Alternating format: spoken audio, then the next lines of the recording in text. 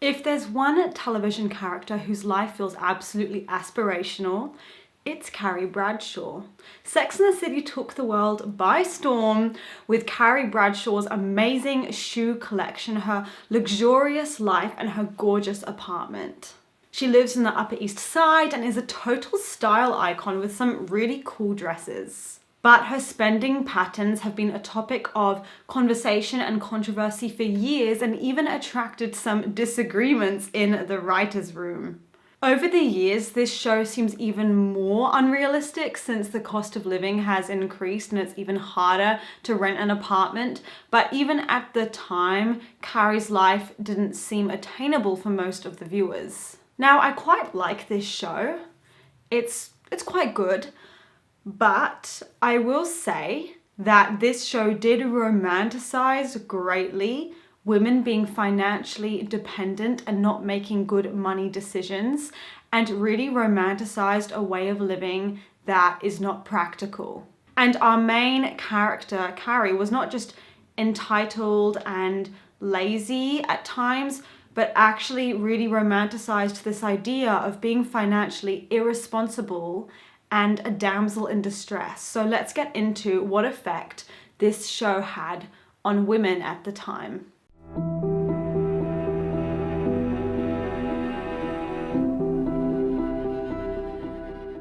I really like the idea of someone being an impulsive shopper or a shopaholic. This is why I absolutely loved Confessions of a Shopaholic, the movie, because that's all about a woman's character development, realizing that she's a massive overspender to avoid actual problems in her life, and it causes real problems in her relationships because she's also like a compulsive liar to try and get out of it. And that's one of my favorite rom-coms ever, okay? So I'm not saying this storyline was bad and should have been in this show. I like the idea of Carrie not managing her finances correctly, but what disappoints me more so is how underdeveloped this actual storyline was, because it could have been an opportunity to flesh out her character more and have her learn from her mistakes and to really highlight the dire situation she's gotten herself into. But the show really skimmed the surface on a lot of these problems. And today I want to get into how to know that you're a financially irresponsible adult and what it means about you when you feel like a compulsive need to overspend, because it's always tied up in emotion, our relationship with money. And I just thought this would be the most interesting topic ever, especially because it feels really nasty talking that way about real life people and how they manage their money.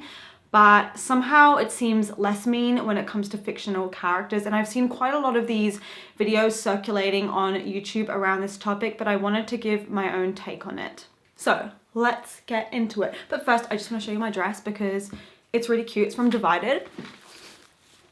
Since we're talking about fashion, hang on. Oh my God, look how cute. Oh my God, I feel like a diva. What? Who's that? That's me. That's so cute, right? Ah, it's adorable. You can see more of this kind of fashion stuff on my Instagram because I like talk a lot about my clothes in there, so go follow me there. But let's get into it. It says here that you have $700 in your checking account. Society used to be a lot more community-minded, but now we've shifted from that to much more of an individualistic society. But part of not just the American culture, but also the way the show portrayed itself was that consumerism is better. The more you buy, the more you have. That's like a marker of success. And you need to spend a lot on like unnecessary products. And part of this is showing a big outward display of wealth, as we see through the character of Carrie Bradshaw. And she seems to have this really gorgeous life that's like the dream. But people realize throughout the show, they only hinted at it through a couple of episodes or scenes, but Carrie was actually in major debt and she did not really have the means to be spending as much as she was. And it seemed like she was doing actually very, very well in her career, to be honest, but she would then spend basically all the money she earned. This was part of the rise of treat yourself culture, which was the idea that you deserve it, you've worked hard, and Carrie is always treating herself, and she's always looking for excuses to spend money. Like one time she trips in a Dior store, embarrasses herself, and the way that she tries to make herself feel less embarrassed is by buying loads of things, which is an odd reaction because normally she would leave or you would just be embarrassed and cry and walk out, and it is embarrassing. But just buying everything to make yourself feel better is a very interesting reaction because it shows that a lot of her purchasing decisions are actually based on her self-esteem and her need to appear a certain way to the outside world. And it would make a lot of sense her going for Mr. Big, for example, because he wasn't just the facade of being rich and successful, but he actually was. And she was only getting like a sample of that world, but I think she wanted more into it. She wanted it for real. She wanted the whole thing, and that's why she went for him. But this show therefore glamorizes unsustainable spending habits. And I would say for most of us, we don't care. We like watching the show, we think it's fun, we enjoy seeing their fabulous lives, and we don't read into it. Like, it doesn't necessarily affect our own habits, but I do know for a lot of people that when they're watching a show or binge watching it day in, day out, it does start to affect their purchasing decisions, or it just normalizes it a bit in a way that maybe it shouldn't. This show gave us really unrealistic expectations about what you can actually expect to earn in like a journalism field or a creative field, because Carrie Bradshaw does not earn nearly enough money to justify her spending habits. A lot of female journalists when the show premiered were earning like 30k per year, but that's really not enough to justify 40k on expensive designer shoes. And Carrie would buy like a lot of designer stuff, designer shoes, and new. It wasn't like it was secondhand or something. She'd buy everything new and a lot regularly, not just like once a year. She also had a daily smoking habit for the first half of the season, which, as you know, a cigarette a day, the money adds up. She takes taxis and cabs everywhere, rather than just getting the metro. And it can be expensive, like $40. And if you know something about New York or living in a big city, even in Paris, it's that it's actually really stressful and unsustainable. Like when I lived in London, taking a cab or taxi everywhere, because genuinely not only is it expensive, but you'll be sitting in traffic for absolutely ages, and it's faster to get the metro or the underground. But it's crazy when you rewatch this show, how you never see anyone ever, aside from maybe like one time, taking the metro or the underground, but no one's using it. They're all taking cabs and taxis, which is so weird for a show set in a big city, because it's just more practical not getting a cab. Now, on about every month, and especially on weekends, Carrie would grab a brunch with the girls to talk about things, which in New York is expensive. Probably around like $240. She has about 4 to 5 or 3, depending on what mood she's in, cosmopolitans regularly, because she's often meeting Stanford for happy hour. So she's spending money on cocktails and alcohol too, and drinking does add up. And she's eating out almost every night at expensive restaurants. Not once a week, every night. Now, considering she's just on a freelance columnist salary, that is not feasible. And the interesting thing is that these women didn't cook, and that was considered like important. They mention it a lot because I think it was part of this third wave feminism. We're cool, we don't even need to learn how to cook. But nowadays, I think there's no shame in a woman knowing how to cook, and it's not seen as a disempowering thing. It's just a practical life skill. But these women did not know how to cook, and they were storing random stuff in their fridges and cupboards that wasn't food because they just never cooked. Carrie used her oven for storage. Samantha had no food in their kitchen, so they don't even have food there to like host people when people come over. And that's why Miranda, for example, is often ordering takeaway, right? Because they just don't make good food.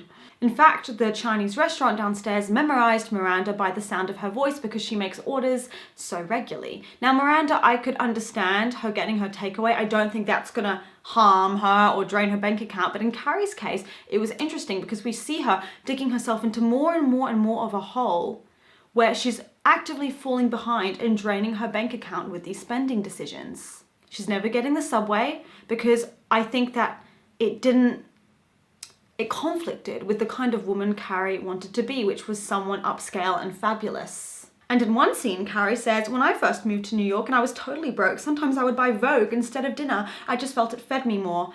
And that comment is so problematic. And it was just a sign of the times because diet culture was so caught up in women's spending habits and then focusing more on, it's almost saying focus more on clothes and magazines, what makes you look good and your appearance over actually fueling your body and eating. Like, you should be spending more of your money on your appearance and superficial things rather than your health. Now, I would love if we had more storylines with Carrie learning about the consequences of her actions, learning how to maybe invest her money and becoming more capable, business savvy, and not relying on men or her friends to fall back on. But that really doesn't happen.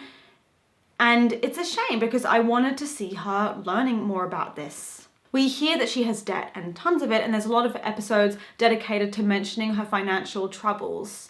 But Carrie's not showing enough panic. It's like she wants to kind of bury her head in the sand and not acknowledge how serious the situation has gotten, which, let's be clear, the situation is serious.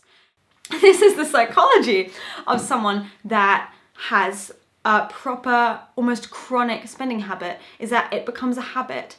And whenever you feel a negative emotion, you just go to online shopping or to buying something. When you feel rejected, like she feels rejected by Mr. Big, she goes to buying something. And she almost knows she's spending too much, like maybe it's a bit excessive, but she's so focused on how it makes her feel afterwards and the temporary dopamine hit and feeling cool that she almost doesn't care.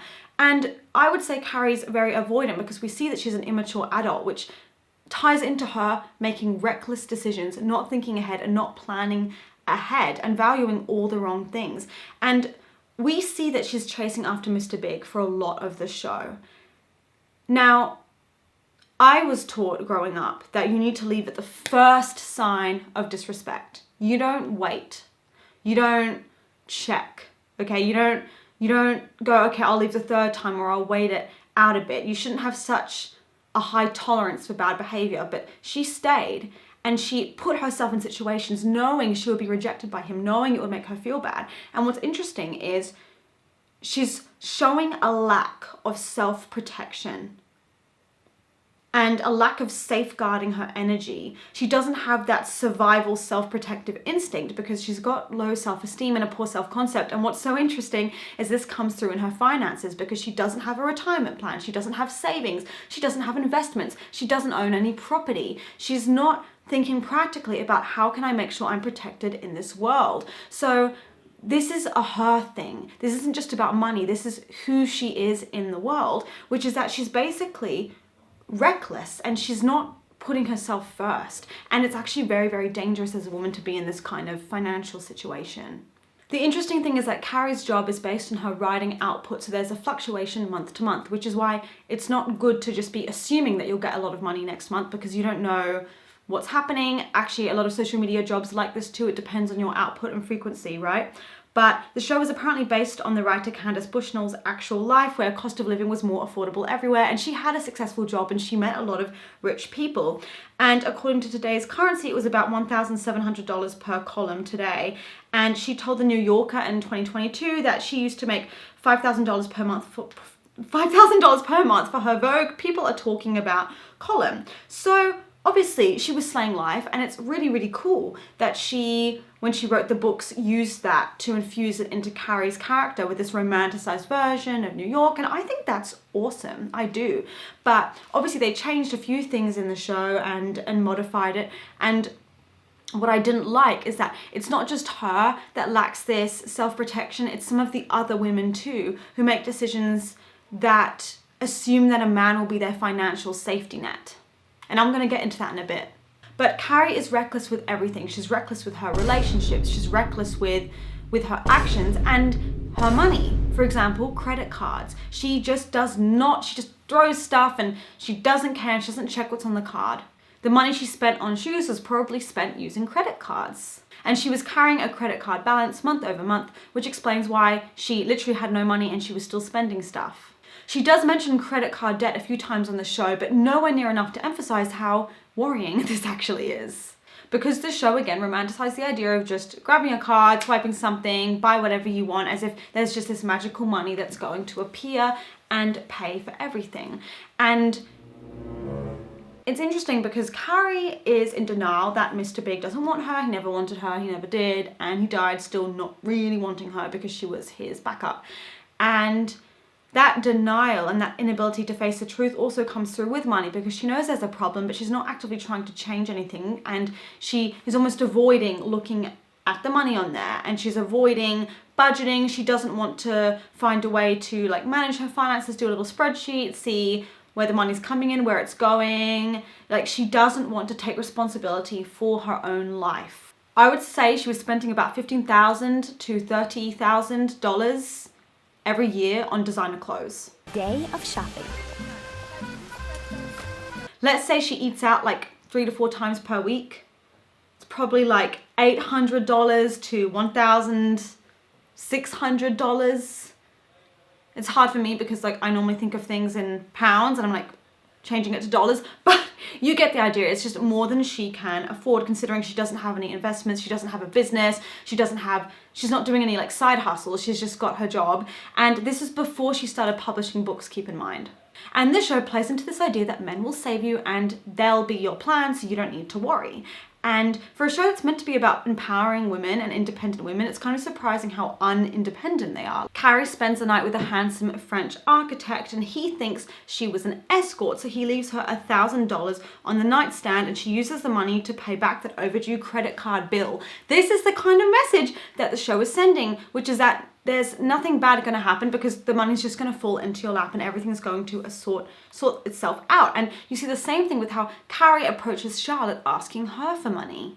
The only thing that Carrie's actually good at is the amount of money she pays per month for her New York apartment, which is probably like $750, which is way less than you would normally have been paying for an apartment at the time, because it's apparently rent controlled. So that was good, and that obviously saved her a lot of money. But aside from that, that doesn't mean she's thriving. And by the end of her life, she won't have any money to pass down to her children or anything really to her name financially, unless she marries Mr. Big, of course. She purchases a $3,800 chair because she has a crush on a guy. Like, this is how she's basing her decisions, is just throw money at it if I feel something emotional or I want to use it to fix something, right? Again, I need to emphasize this men will come and save you mentality that the show promoted. For example, Carrie lets Aiden buy her apartment as well as the one next to it. They break up afterwards because she never liked him in the first place, and she's actively having an emotional affair with Big, and he's just trying to stop her from running off with Big, but really he never should have done that and made a big commitment like that because she didn't want him. Now, since her name isn't to the title, she has no way really of buying back her own apartment, which almost leaves her homeless. I have 25 days to either find the money to buy my place or I am out on the street. Now, Charlotte, you would think maybe the other women are fine and they're great. No, they're not. Like Charlotte, for example, thinks that she's going to marry this man she barely knows because she's dating with marriage in mind, and she's very quick to assume everything will work out. And she quits her job as a gallery curator well before she was even pregnant, kind of anticipating that she would be a stay-at-home mum before she even has a child, which is a very tunnel vision, limited view of what it's like to have kids, because many women keep working or working part-time when they have one kid, and they don't necessarily quit their job to be a stay-at-home wife and rely on their partner to be making the money. In fact, I would argue that can be a very, very dangerous decision unless your partner has loads of money, because the problem is then if their career doesn't pan out the way that you thought that it would, you've just given them your trust and you're not taking responsibility of your own life and the fact that you can make money too. So you've essentially fallen behind, like you've dropped your career. Then you'll resent them because they didn't end up having the career that you thought they would have, that you gave up everything for, and there's nothing left to do but resent them and be mad and be like, oh, if I had known that about you, if I'd known you weren't going to succeed, I would have kept working. And that's also not a fair thing to put on your partner, again, unless they're already very successful. And in a sense, Charlotte was lucky because Trey had money, but her marriage to him didn't work out. And luckily, he left her a lot of money after their divorce. And she obviously had a ring worth tens of thousands of dollars and assets, okay? So she was going to be all right. But many women are not in that situation. And once they end up losing their relationship and getting kicked out, they have no idea what to do because they were just depending on the man to fix everything. Now, her quitting her job was an insane thing to do. It's not like she had any other side hustles or businesses or investments. She was basically making herself extremely vulnerable, putting her life on the line, and as Samantha pointed out, she can't get it back. There'll be plenty of young, eager women who will snatch it up if she doesn't want it. Then we have Big cutting Carrie a check to buy her apartment when they were not even dating.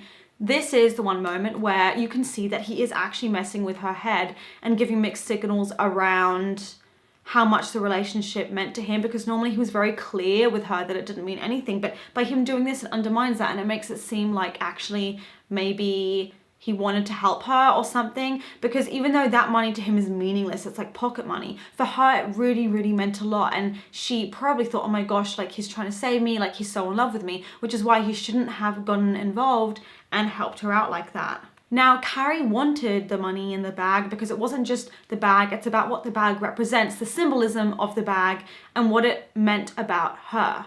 She wanted to seem more like glamorous, but it was almost like those fake rich influencers you see on Instagram nowadays, because she didn't have as much money as she made herself appear to have.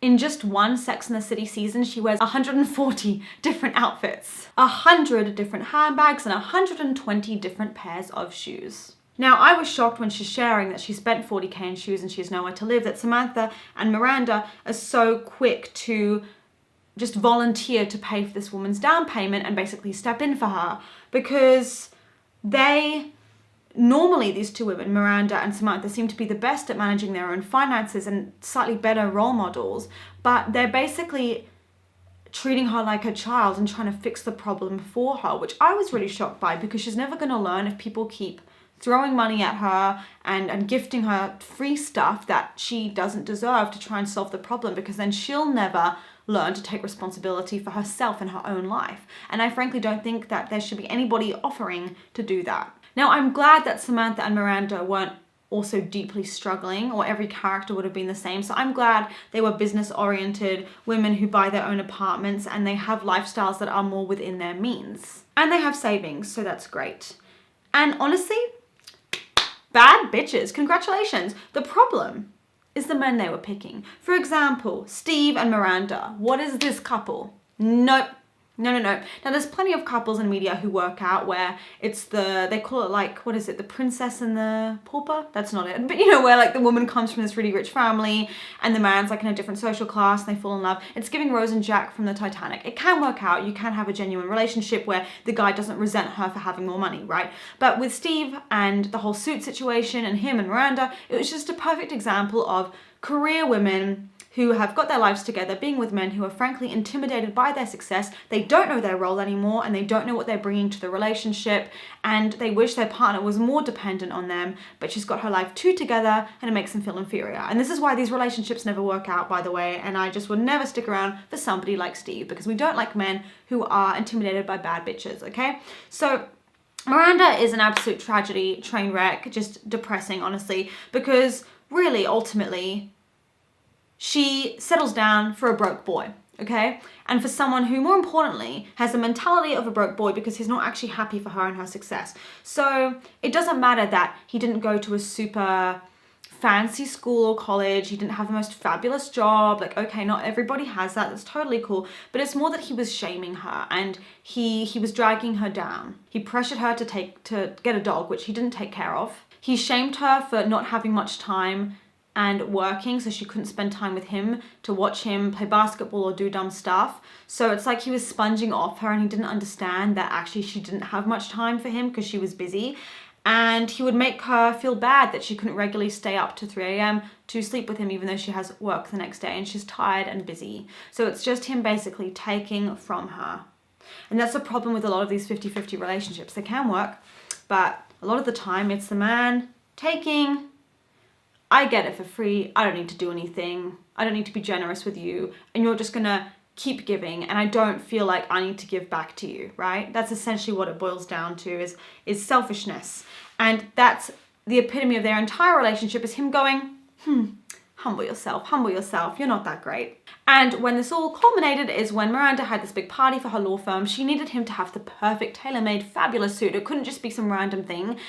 And like custom made, we're talking like something really divine, and he didn't have the money to pay for that, so she was going to do it for him, which is absolutely not a big deal because he needed a certain kind of suit for this event. But he was just insisting on paying for it himself, even though he couldn't, and making it embarrassing, and him trying to split it between multiple cards. And rather than him talking about how maybe it made him feel emasculated or it made him feel embarrassed and just sharing his feelings, he chooses to basically bail on her on the night of this event. Because he had to return the suit and he knew he was never going to want to be a part of her world and her rich lawyer lifestyle. The message the show sends is that maybe she made a mistake, or she shouldn't have tried like forcing him to get this fancy suit, or she should have accepted him as he is. But a relationship should always end over something like that. Steve offered literally no value to Miranda. It was all about him, where he wanted to live, and he was able to buy his own bar because of Aiden, someone he met because of Miranda. So it's literally him taking her connections and her resources to further his own career or his own life. He doesn't seem to be a really actively involved parent, do much emotional or domestic labor. So I ask again, like, what is he actually like contributing? And I just feel like she deserves someone more on her level. There's other men in the show too who just have that male insecurity that women should not be earning more than them. And even though men do stuff for women all the time, take them on dates, buy them things, they're the ones that get uncomfortable when a woman tries to do something for them. And there's a few of those men on the show.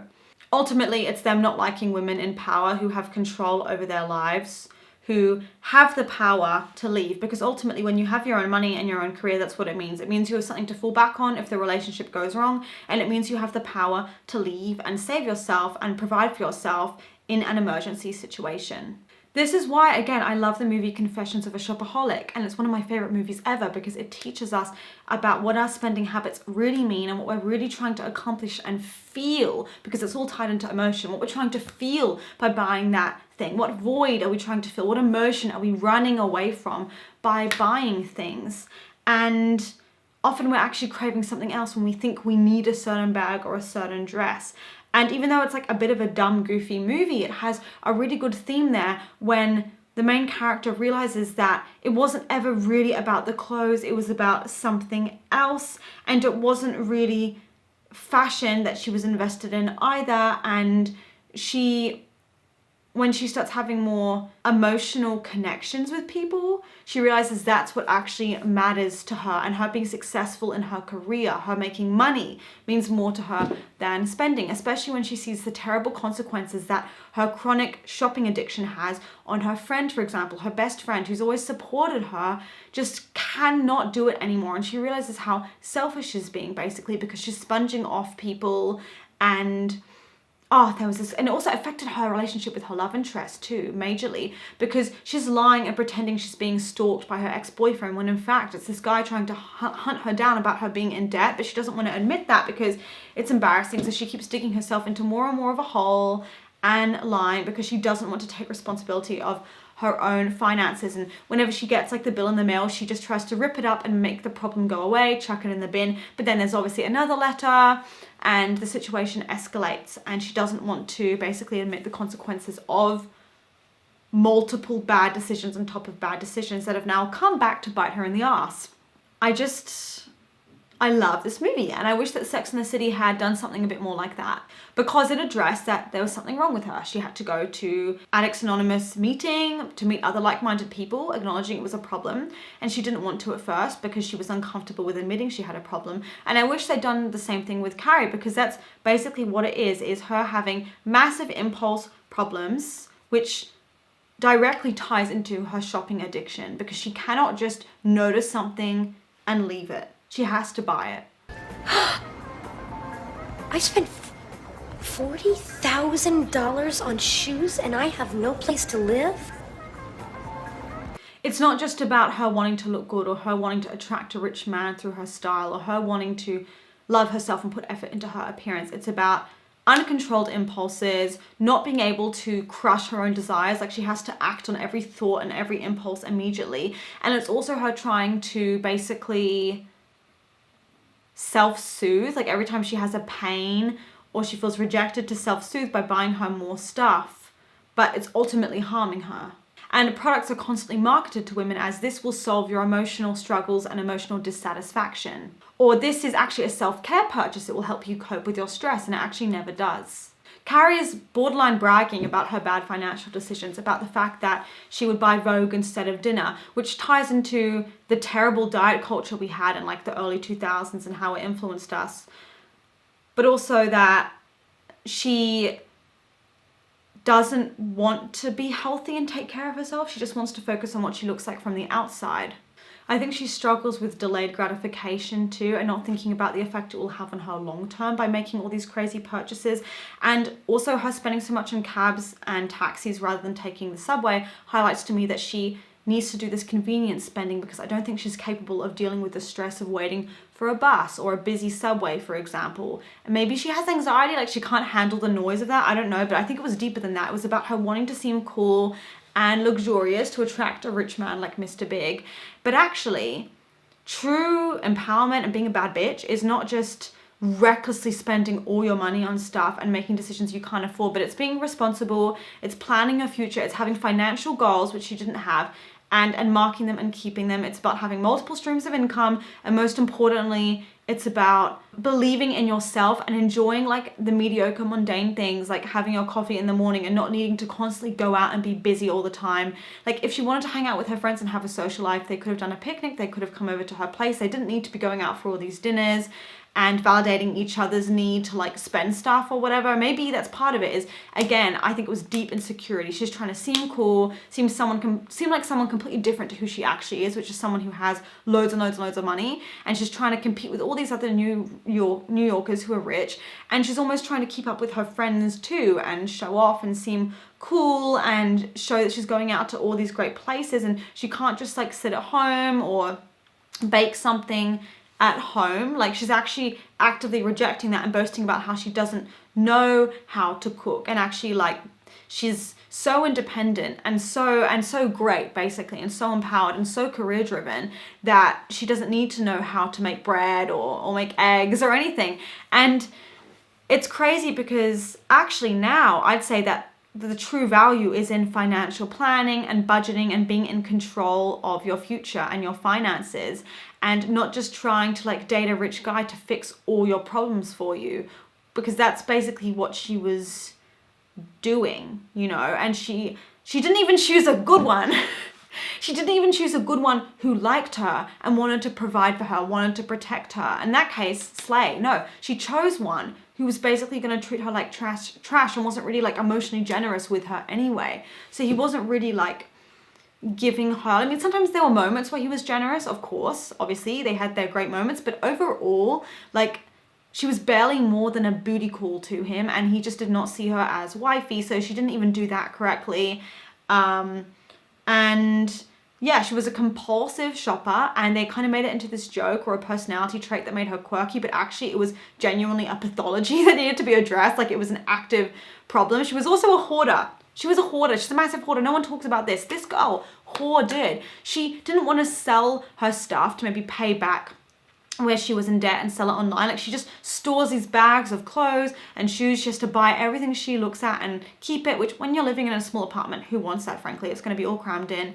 But she can't let go of anything, which I think symbolizes the fact that she can't let go of her relationships. She can't let go of Mr. Big because she's so anxiously attached. And same with her clothes. Like she just has to buy more of them and then keep them and just fill up her closet with all this stuff that she doesn't need. And that's the thing about Carrie, which symbolizes who she is as a person. And what I always disliked about her is that she can't just take what she needs. Same with Mr. Big. Like she had to try and effectively take him when he was in another relationship. And same with clothing. She needs more and more and more. She's insatiable. The clothes will never be enough. The shoes will never be enough. The eating out will never be enough. She has to just consume and gorge and everything. And she's absolutely insatiable. And it's never enough. It never like makes her feel good or makes her feel more confident. The new Manola shoes or bag or whatever it is doesn't make her feel good.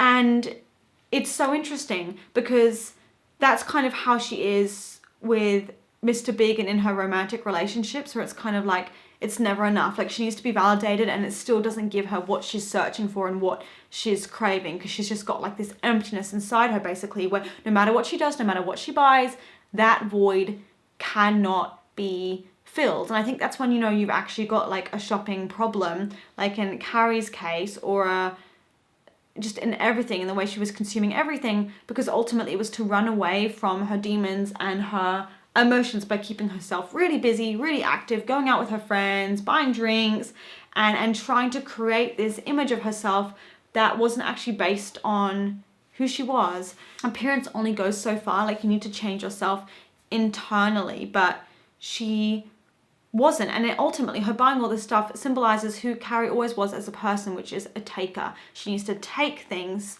constantly, and she's never like satisfied with everything. Like she buys one pair of shoes, she doesn't want to wear them out, she needs to get another pair.